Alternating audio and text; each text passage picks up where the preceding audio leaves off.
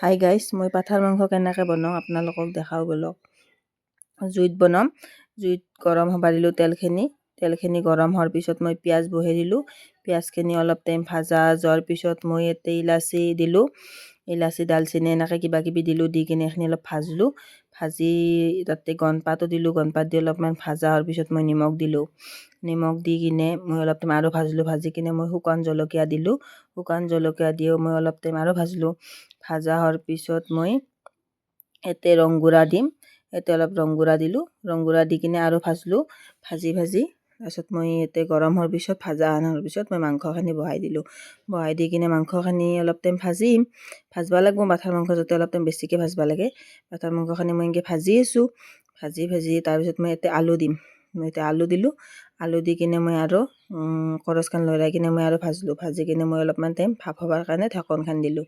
ঢাকনখন দি কিনে ঢাকনখন গুচাই কিনে মই আৰু ভাজিলোঁ। ভাজি কিনে মই অলপমান পানী দিলোঁ। দি কিনে আৰু মই অলপ টাইম ভাপ হ'ব দিলোঁ পানীটো। তাৰপিছত অলপ টাইম ভাজা হোৱাৰ পিছত মই অলপ বেছিকৈ পানী দিলোঁ। দি কিনে মই এইখিনি উতলাই ভাজিলোঁ গাইছ। উতলাৰ পিছত বহুত সময় উতলাৰ পিছত এইখিনি মই উতলটো দেখাই আছোঁ আপোনালোকক। বহুত সময় উঠাৰ পিছত এইখিনি মই কাঢ়ি দিলোঁ। তাৰপিছত কলপাতত ভাত, বাদামী আলু ভাজা এনেকৈ খালোঁ। আজিৰ ভিডিঅ'টো ইমানে। নেক্সট ভিডিঅ'ত লগ পাম।